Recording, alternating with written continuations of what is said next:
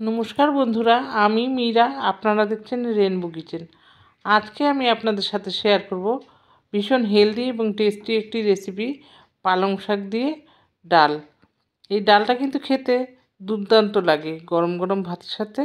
আপনারা অবশ্যই একবার ট্রাই করে দেখবেন, খুব ভালো লাগবে। তাহলে চলুন দেখে নিই আজকে ডালের রেসিপি। দেখুন, আমি 1 কাপ ডাল ভালো করে ধুয়ে রেখেছি।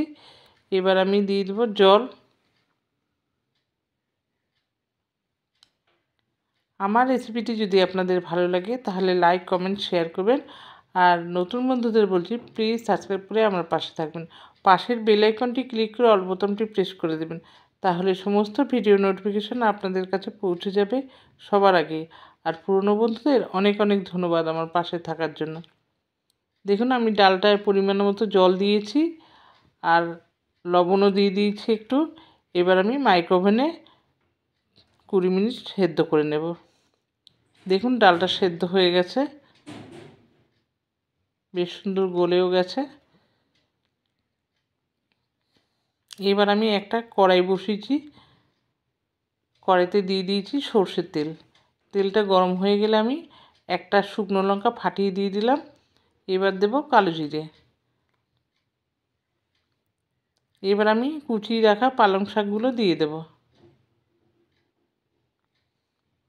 আমি ভালো পরিষ্কার করে ধুয়ে রেখেছি শাকটা, সেই শাকটা দিয়ে একটু নাড়াচাড়া করে নেব।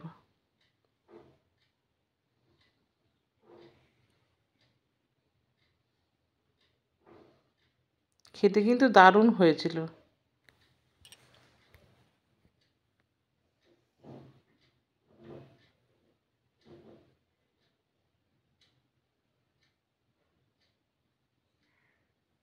এবার দিয়ে দেব একটু হলুদ গুঁড়ো, দিয়ে ভালো করে নেড়েচেড়ে মিশিয়ে দেব। এবার আমি সেদ্ধ করা ডালটা ঢেলে দেব।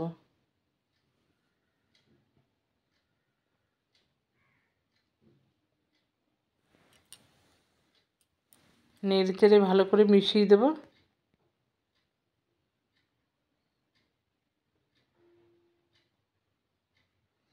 একদমই সিম্পল রান্না, কিন্তু খেতে দুর্দান্ত লাগে কিন্তু।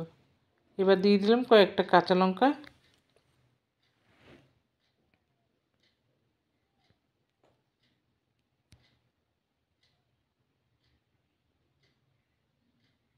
এবার দিয়ে দিলাম আর একটু লবণ, কারণ আমি সেদ্ধ করার সময় একটু লবণ দিয়েছিলাম, সেই বুঝে লবণ দিতে হবে।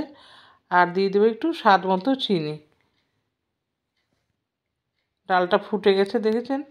এবার আমি সার্ভ করে নেব। রান্নাটা আমার হয়ে গেছে। দেখুন, আমি সার্ভ করে নিয়েছি। আবার দেখা হবে পরবর্তী ভিডিওতে। ভালো থাকবেন, সুস্থ থাকবেন। ধন্যবাদ।